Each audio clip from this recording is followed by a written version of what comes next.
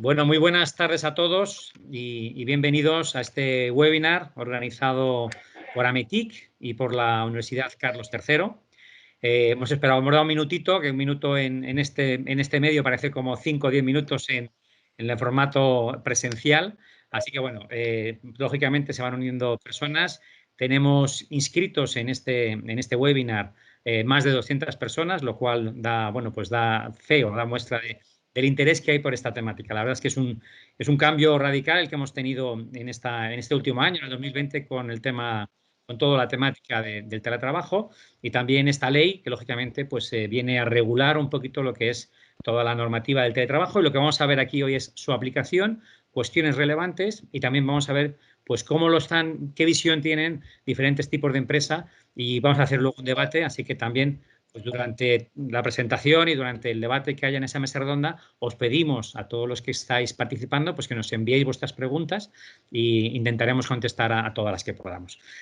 Como tenemos muchas cosas que contar, yo ya no para aquellos que no conozcan AMETIC, aunque esto está dirigido principalmente a asociados de AMETIC y miembros de la Universidad Carlos III, decir que AMETIC es la patronal de la industria digital. Tenemos más de 250 socios y representamos a más de 10.000 empresas, pues porque dentro de AMETIC pues también hay asociaciones, está la Asociación de Parques Tecnológicos de España, está FENITEL, FENIES, y bueno, hay muchas asociaciones que representan a muchas empresas. Sin más, quiero dar la palabra y dar las gracias a la Universidad Carlos III, y especialmente a Beatriz, y especialmente, sobre todo, a su vicegerente, a Carlos Blanco, que es vicegerente de Investigación y Transferencia. Y Carlos, cuando tú quieras, la palabra es tuya.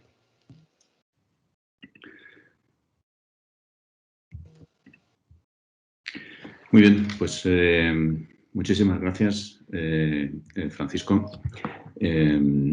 Muchas gracias por invitarnos a este evento tan interesante en el que nosotros como universidad pues también pretendemos, en cierto modo... Carlos, por favor, el micrófono no se te escucha. Disculpad, ¿ya? Sí, perfecto. ¿Se me escucha ahora, por favor? Sí. Bueno, disculpad. Pues nada, decía buenas tardes y muchas gracias, Francisco, por invitarnos a este evento en el que nosotros, pues como universidad de la asociación, pues queremos compartir parte de nuestro conocimiento. Sabéis que nosotros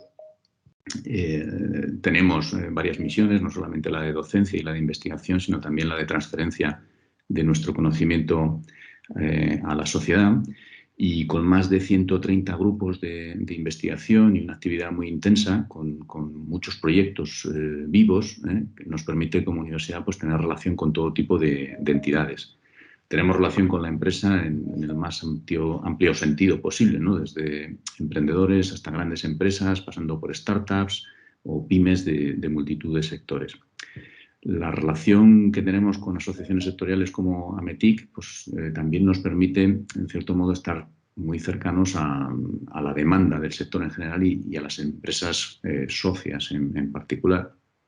Y, como digo, colaboramos juntos en proyectos de todo tipo, no solo en el ámbito tecnológico, sino también desde otros ámbitos pues, de las ciencias sociales y jurídicas o humanidades, campos en los que también la Universidad Carlos III de Madrid pues es un referente.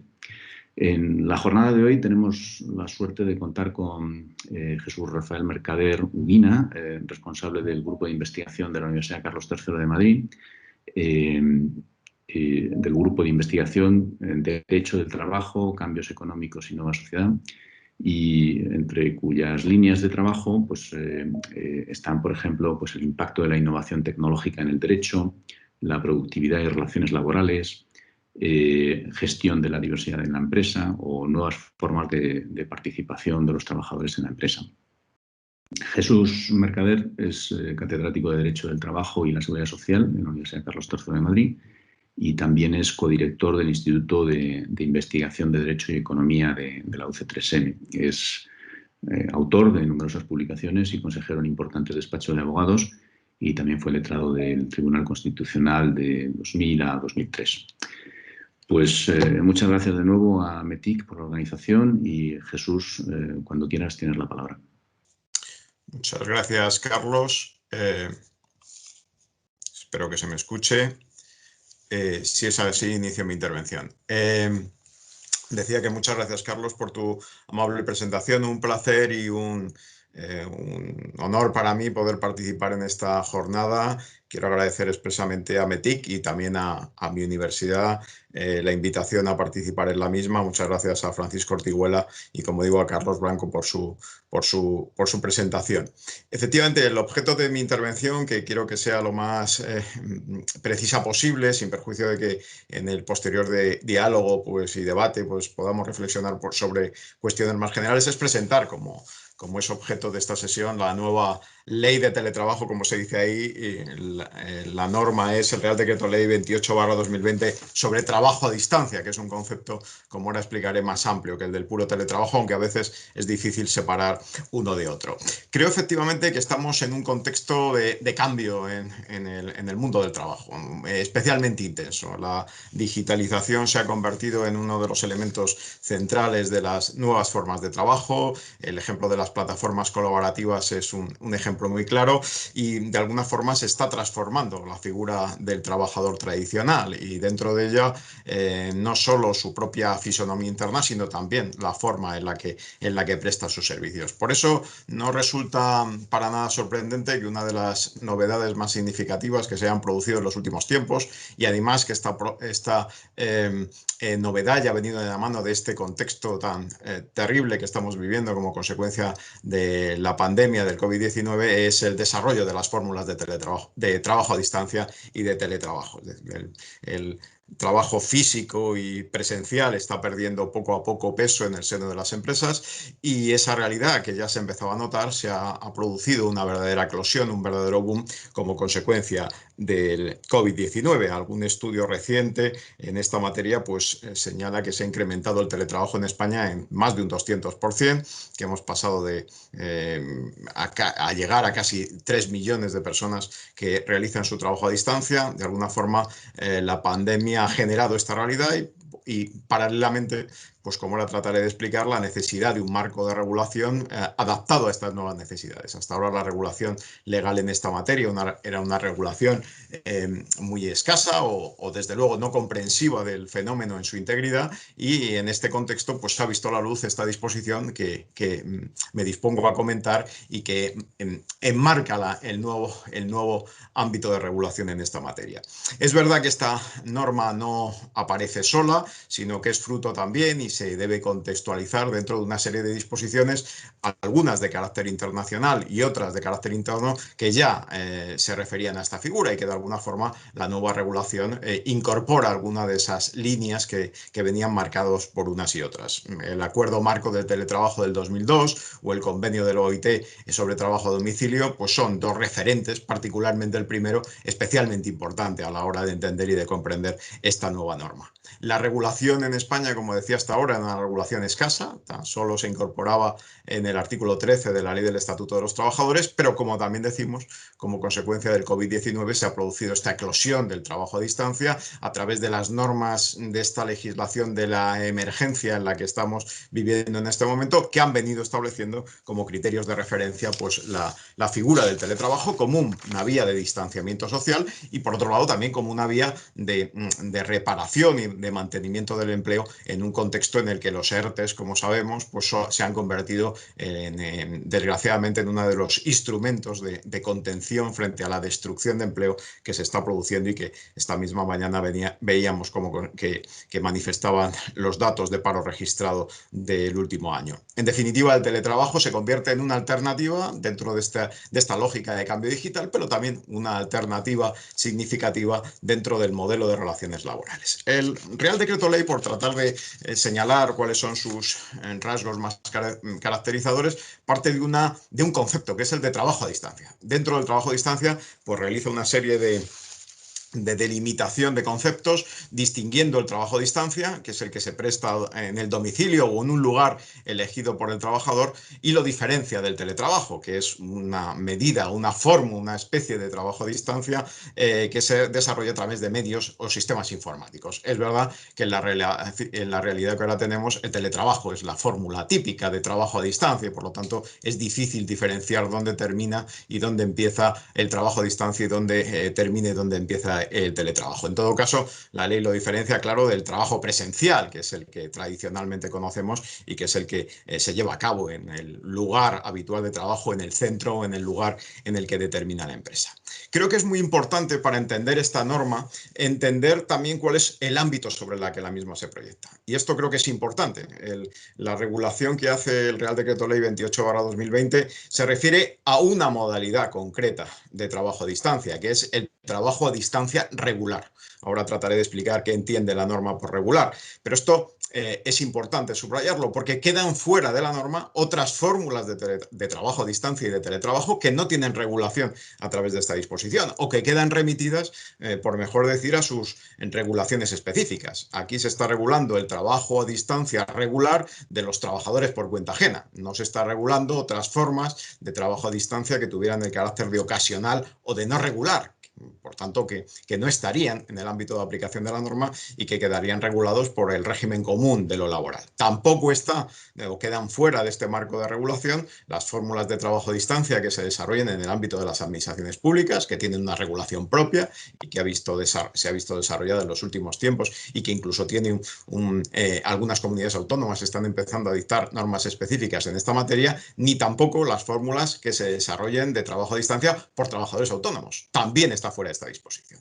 Esta norma, insisto, y me parece importante subrayarlo, regula un supuesto específico de trabajo a distancia, que es el que la norma establece o define como trabajo a distancia regular, que es aquel, dice literalmente el artículo 1 de esta disposición, y esto creo que es un elemento, insisto, clave para su entendimiento, que es aquel que se preste en un periodo de referencia de 3 meses un mínimo del 30% de la jornada. Por lo tanto, ese es el criterio de referencia, es trabajo a distancia regular. El trabajo a distancia, vuelvo a insistir, que regula esta disposición, aquel que supone un 30% de la jornada de un trabajador en un periodo de 3 meses. Por poner un ejemplo muy elemental, pues un trabajador que durante esos 3 meses trabaja durante un mes a distancia sería trabajador a distancia regular y quedaría sometido al régimen de esta regulación. Un trabajador que no llegara a ese mínimo del 30%, pues quedaría en el marco general común, no les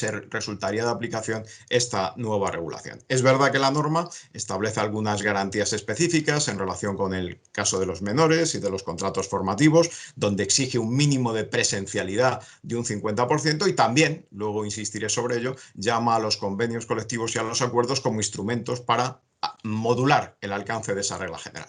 Pero insisto, el trabajo a distancia que se regula aquí es el regular y por tanto este que supera ese 30% de la jornada normal de trabajo, que puede ser la jornada semanal, dentro del módulo de referencia de esos 3 meses, es el que es considerado trabajo a distancia regular y que regula la norma. Por lo tanto, el trabajo aislado, el trabajo ocasional, el trabajo de los viernes a distancia que se ha desarrollado en algunas empresas y que solo se desarrolla en ese momento, no está dentro del ámbito de aplicación de esta nueva regulación, dentro de esta nueva norma.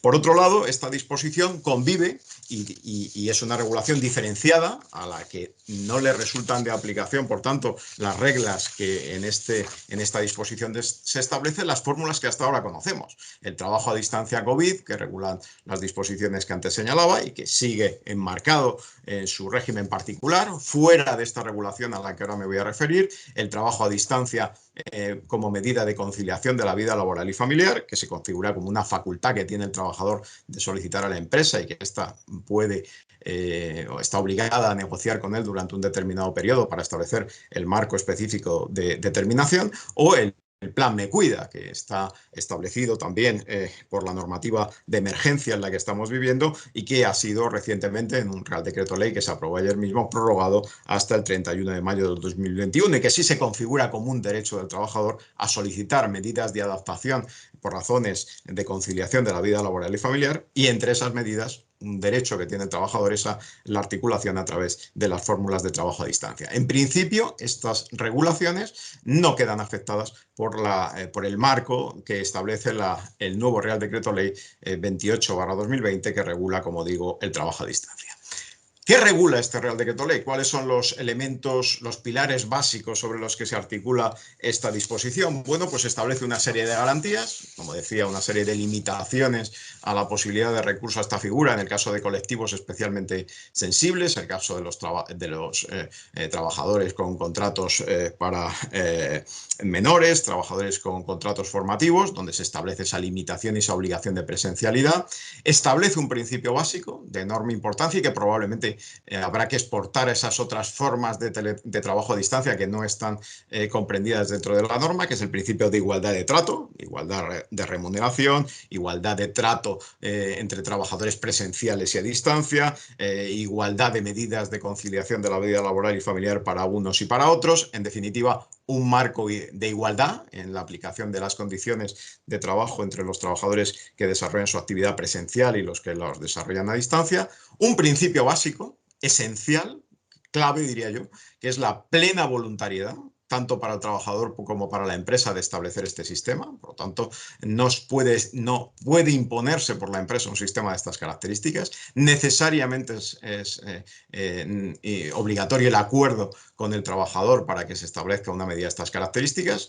En el ámbito laboral, pues una posibilidad que tiene la empresa es la modificación sustancial de las condiciones de trabajo, cuando hay razones organizativas, productivas, que lo obligan a ello. Bueno, en el caso de estas fórmulas de teletrabajo, ni a través de esa vía que establece nuestra legislación es posible. Necesariamente tiene que mediar acuerdo. La voluntariedad es un elemento central en esta materia y, por tanto, la empresa ni puede acudir a la modificación sustancial de las condiciones de trabajo, ni tampoco puede proceder al despido del trabajador porque éste se niegue a adoptar esta medida o decida reincorporarse si es desde un trabajo a distancia, un trabajo presencial. En definitiva, el trabajador a distancia tiene una serie de garantías específicas que tutelan su régimen de derechos. La clave, por ello, en la medida en que la voluntad de las partes es esencial en la delimitación y la regulación de esta figura, es, por tanto, una pieza esencial dentro de este modelo, es el acuerdo de trabajo a distancia.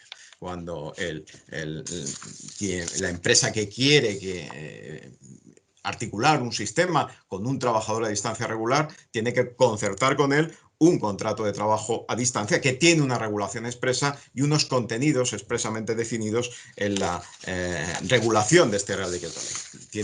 Es un contrato que tiene que ser por escrito, es un contrato que tiene que incorporar una serie de condiciones básicas, por tanto, tiene un valor especialmente significativo desde el punto de vista jurídico, porque en él deben contemplarse, y aquí señalo alguna de las cuestiones a las que se refiere la ley, pues el inventario de medios, tienen que utilizados para la prestación equipos y herramientas que son necesarios para el desarrollo de la actividad, tienen que enumerarse los gastos que pudiera tener la persona trabajadora por el hecho de realizar ese trabajo a distancia, tiene que establecerse el horario de trabajo, tiene que establecerse el porcentaje de distribución presencial y a distancia, tiene que establecerse el centro de trabajo en el cual queda adscrito el trabajador, tiene que establecerse el lugar de trabajo a distancia en el que elegido por la persona trabajadora, la duración de los plazos de preaviso en el ejercicio de supuestos de reversibilidad, de trabajo a distancia a trabajo presencial, instrucciones sobre el uso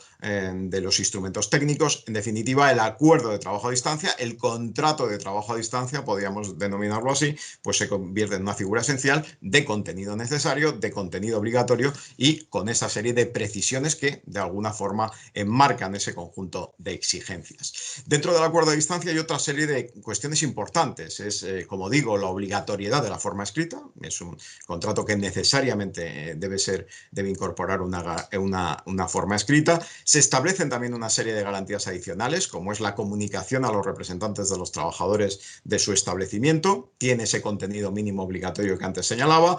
Se pueden, en cualquier caso, también es importante que aquellas modificaciones o la reversibilidad de las situaciones, trabajador que ha pasado a desarrollar su actividad a distancia y quiere volver a presencial o viceversa, necesariamente tiene que acordarse también, tiene que mediar un acuerdo entre las partes para su establecimiento. En definitiva, ese principio de voluntariedad opera como un elemento esencial de esta figura y, por tanto, como un elemento que en toda la regulación pues, establece como principio fundamental. También una novedad que establece la norma es incluso un procedimiento judicial específico dentro de la ley de la jurisdicción social, un procedimiento ante los tribunales en el caso que se produzcan desacuerdos sobre cuestiones cuestiones como el acceso, la reversión o la modificación del trabajo a distancia, un procedimiento especial con unas reglas propias y unas garantías específicas para tutelar aquellas reclamaciones que se puedan realizar por esta vía. Por tanto, insisto, la figura del acuerdo, de la voluntad de las partes aparece como determinante. Entre los derechos básicos que se establecen en esta nueva disposición, podríamos decir que se establece una regulación que afecta a aspectos vinculados fundamentalmente con la carrera profesional del trabajador, con el tiempo de trabajo, que es un elemento esencial. Algún pronunciamiento ha dicho que el tiempo de trabajo en el domicilio es un tiempo de trabajo exactamente igual que es el que se produce o el realizado fuera del mismo. Por lo tanto, sometido a las reglas generales sobre tiempo de trabajo con alguna particularidad que la norma establece y que seguidamente señalaré. Pero en definitiva, el régimen particular es un régimen que, insisto, llama a tratar de trasladar a ese trabajo a distancia las reglas de tutela para los trabajadores que se establecen en el régimen de trabajo presencial. Se establecen, como digo, una serie de garantías relativas a la formación, a la promoción profesional. Aquí es un requisito y una exigencia necesaria el contrato de trabajo a distancia, ese acuerdo de trabajo a distancia, requiere que se establezcan y se establece también por la norma como un derecho básico la dotación suficiente de medios y también el abono y la compensación de gastos, mientras que en otros regímenes, como puede ser el del COVID-19, la norma establece la dotación de medios, pero no o llama a la negociación colectiva para el abono y la compensación de gastos. Aquí se establece como una exigencia necesaria el que se produzca, si se celebra este acuerdo, el que se mantengan estas exigencias y estas obligaciones.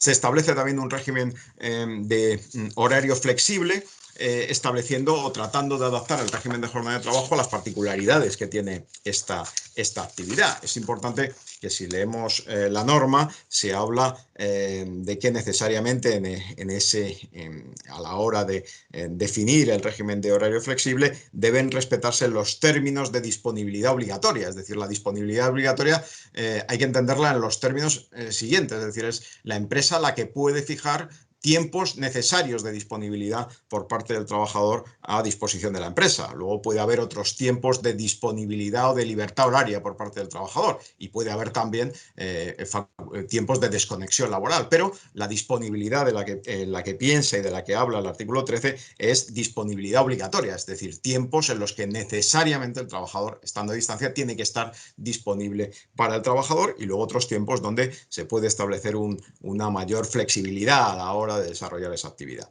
También se establece un registro de horario, es decir, los trabajadores a distancia están sometidos, como digo, al régimen de tiempo de trabajo, y como en el régimen común y todos sabemos, en los últimos tiempos se establece la obligación de un registro de jornada. Bueno, pues ese registro de jornada también, desde luego, es aplicable a los trabajadores a distancia. Y también un régimen en materia de prevención de riesgos laborales. Esta es una novedad también significativa. Se establecen reglas específicas sobre la evaluación de riesgos y la planificación de la actividad preventiva, y en general se llama a la Ley de Prevención de Riesgos Laborales como norma de aplicación general en esta materia. Esto es importante porque, en relación con el teletrabajo COVID, una de las cuestiones, una de las excepciones que ha establecido esta nueva legislación, que de alguna forma ha excepcionado el régimen de prevención de riesgos laborales para ese modelo particular y excepcional de trabajo COVID. Pero en el modelo de trabajo a distancia regular, vuelvo a insistir, que establece esta nueva norma, sí, la Ley de Prevención de Riesgos Laborales aparece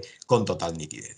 Junto a estos derechos, podríamos decir, comunes, que tradicionalmente que operan dentro del marco general del trabajo presencial y que se proyectan con especialidades en el caso del trabajo a distancia, también, lógicamente, este nuevo entorno en el que se desarrolla la actividad, el hecho de que el teletrabajo, el uso de medios digitales, aparezca como un elemento esencial, llama también a que esta regulación incorpore referencias a esos derechos digitales de las personas trabajadoras a distancia. En particular, aunque el régimen general en muchos puntos se adapta al ya existente y el que establece la Ley del Estatuto de los Trabajadores o la Ley Orgánica de Protección de Datos, sí establece algunas reglas significativas. Por ejemplo, en relación con el derecho a la intimidad, pues que la empresa no podrá exigir instalar programas en dispositivos propiedad del trabajador, ni exigir el uso de estos ordenadores para teletrabajar. En definitiva, esa posibilidad de que sea el trabajador el que aporte su dispositivo electrónico para que en él se instalen determinados programas. En este caso, la ley directamente establece esa prohibición de uso de esos medios propios para esos fines laborales. También una llamada al derecho a la desconexión, que es otro de los elementos centrales. Subraya la ley que principal o particularmente en el caso del teletrabajo, el desarrollo de políticas y de actuaciones en esta materia pues está empezando a desarrollar por muchas empresas que ya están estableciendo sus protocolos de desconexión, acuerdos en los que se establecen las condiciones y el régimen jurídico de esa desconexión. Serán por tanto esos convenios o acuerdos los que determinen el régimen general y también la posibilidad de los supuestos de reconexión, las circunstancias extraordinarias que pueden modular esa situación. Hay acuerdos ya en varios sectores, en el sector financiero hay varios, donde se llama a la posibilidad de que en situaciones de fuerza mayor la empresa pueda de alguna forma recurrir al trabajador en estos casos, excepcionando la desconexión. Bueno, ¿en qué términos, en qué condiciones se produzca o cuáles sean esas circunstancias extraordinarias? Habrá que acudir a los acuerdos a la hora de determinar en qué situaciones y en qué contexto se puede realizar. Igualmente, en materia de protección de datos, pues hay una llamada general a la normativa de protección de datos en esta materia. El acuerdo del 2002, el acuerdo marco del que hablaba al principio de mi intervención, pues ya hacía referencias a esta cuestión y aquí se incorpora instrucciones sobre seguridad de la información, etcétera, y también facultades de control empresarial. Este es otro tema también complejo, el establecimiento de sistemas de control digital sobre los trabajadores. En muchas ocasiones se plantea la posibilidad de programas que pueden hacer un seguimiento del trabajador en el desarrollo de su actividad. En principio, esos programas de seguimiento serán admisibles siempre que no produzcan un efecto invasivo y desproporcionado sobre la intimidad del trabajador. Si son sistemas que permiten el seguimiento y control, serán admitidos, pero la jurisprudencia de siempre que el trabajador sea debidamente informado sobre el contenido, sobre su alcance y, como dice la norma, no afecten a su dignidad. Y cuando afecten, por convertirse en instrumentos desproporcionados, pues en ese caso esos sistemas de control informático, esos programas de ordenador de seguimiento podrían ser considerados vulneradores del derecho a la intimidad de los trabajadores. Voy entrando en la recta final de mi intervención, sin perjuicio, ya digo, de cuestiones y dudas que se puedan plantear en un momento posterior. Creo que hay que subrayar varias cuestiones sobre esta norma. Un elemento importante es las llamadas que se realizan en numerosas ocasiones a la representación de los trabajadores en la empresa, a la representación legal, representaciones unitarias y sindicales. Son múltiples las llamadas, es decir, a la hora de articular las diversas actuaciones que en esta materia se establecen. Pues, por ejemplo, desde las instrucciones que dicta la empresa, en la que tienen que participar los representantes de los trabajadores, hasta cuando se produce modificación de las condiciones pactadas o se modifica el porcentaje de presencialidad, tiene que tener conocimiento la representación legal de los trabajadores. Si se producen vacantes de carácter presencial, tienen que informarse a los representantes de esta situación. La copia de los acuerdos de trabajo a distancia tienen que ser entregados como la copia básica a los representantes de los trabajadores. Si se establecen criterios de utilización de los dispositivos digitales, tienen que participar en su elaboración los representantes, o incluso en las políticas internas de desconexión tiene que haber audiencia previa a los representantes de los trabajadores. Bueno, la lógica de participación y de intervención de los representantes de los trabajadores en esta materia es particularmente intensa. Y también lo es la posibilidad de que se establezca, a la que la norma es particularmente sensible, de la tutela de los derechos colectivos. Quizá el problema fundamental del trabajo a distancia es la atomización, la disolución de la unidad de los trabajadores, y en esa medida la norma es particularmente sensible a esta situación y establece una regulación particular, dotando de reglas específicas para que los representantes de los trabajadores puedan cumplir su función también en los casos en los que se recurre a la figura del teletrabajo. Concluyo. Quizá en algún trabajo reciente que publicaba en esta materia lo titulaba el trabajo a distancia un modelo por armar. Yo creo que la norma es una norma que está diseñada en sus grandes rasgos, pero tiene múltiples aspectos en los que se llama la negociación colectiva, a los acuerdos colectivos, a los convenios colectivos como instrumentos de articulación de esta figura. En algunos convenios colectivos ya ha habido alguna regulación reciente en esta materia. Por ejemplo, el convenio colectivo para cajas y entidades financieras tiene una regulación completa en esta materia. Algunos convenios que han aparecido últimamente ya establecen llamadas, algunos son meramente testimoniales. Pero lo cierto es que la figura del trabajo a distancia requiere de esa intervención integradora de la negociación colectiva. Es, por tanto, un modelo que tiene que armarse a través de los acuerdos, a través de los convenios colectivos, a través de la negociación colectiva en su conjunto. De ahí la importancia de las representaciones de los trabajadores en su establecimiento. Porque, y esta es la cuestión que quiero subrayar, las llamadas que se realizan, las remisiones que se hacen en la norma a múltiples aspectos de su regulación a la negociación colectiva son enormes.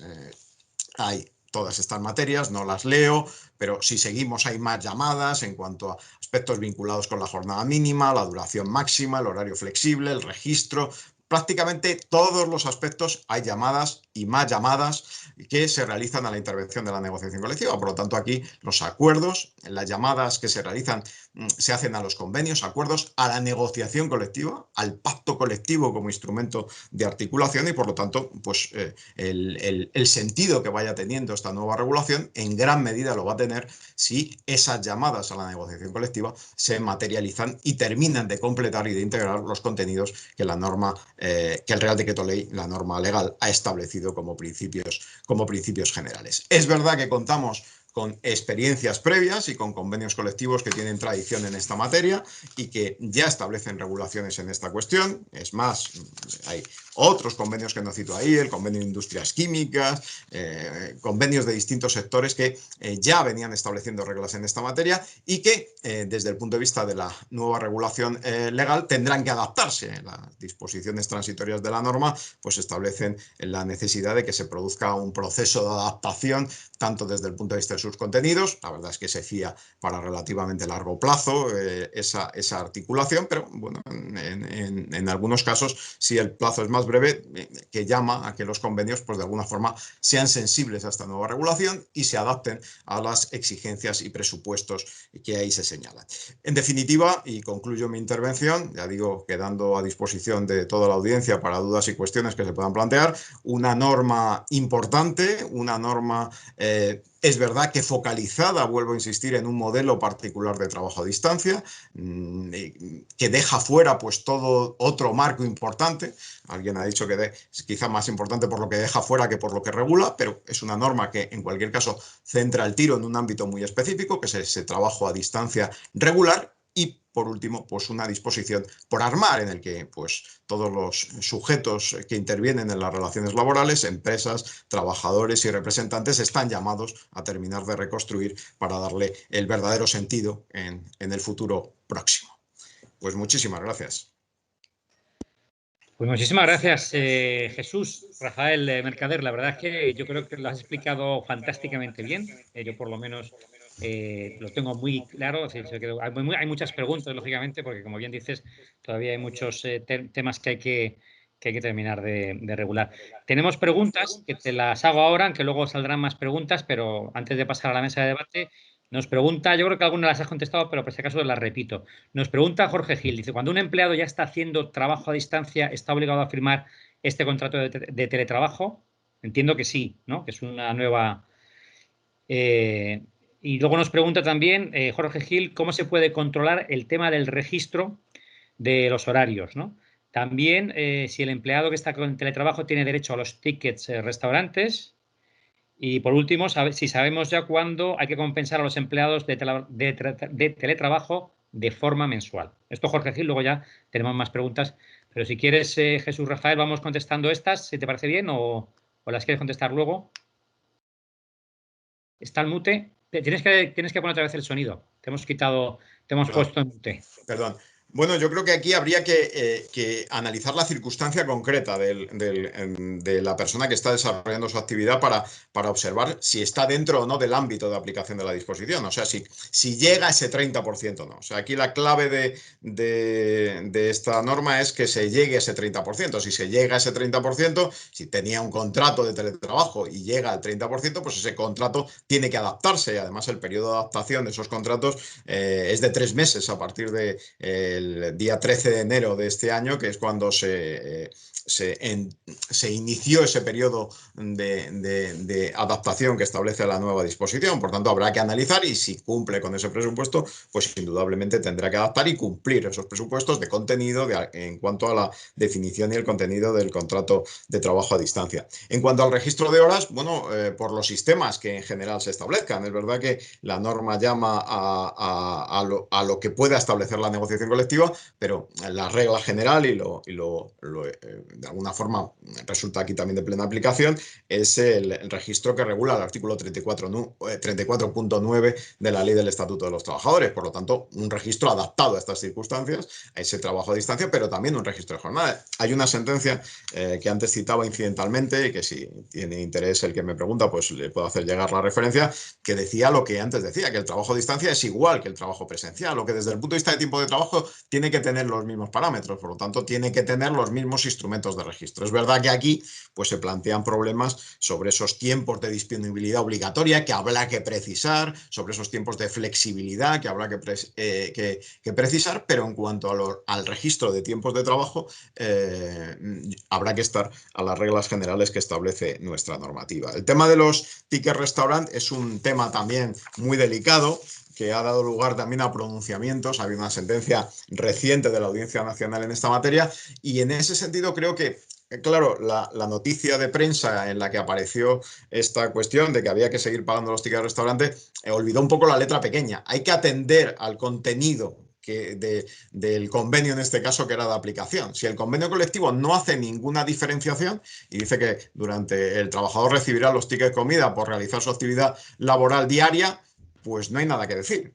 Estén en teletrabajo o no estén en teletrabajo, habrá que entender que procede su abono. Y de hecho la sentencia de 9 de diciembre del 2020 de la Audiencia Nacional, que es la que resuelve esta cuestión, es precisamente lo que dice, que ahí no se había aclarado, ahí era para todo, no se diferenciaba y por lo tanto, como no se diferenciaba, pues todo el que cobra el ticket comida lo cobra cualquiera que sea la circunstancia, sea a través de trabajo presencial o sea a través de trabajo a distancia. Muy bien, luego tenemos más preguntas, voy a ser muy rápido también por el tema de tiempo. Nos pregunta si el puesto de trabajo a distancia tiene que ser fijo o la persona puede hacer teletrabajo desde diferentes sitios. Bueno, ahí en principio en el acuerdo deberá fijarse cuál es el lugar en el que va a prestar servicios. Puede fijarse en el acuerdo en el que pueda realizar actividades en distintos lugares.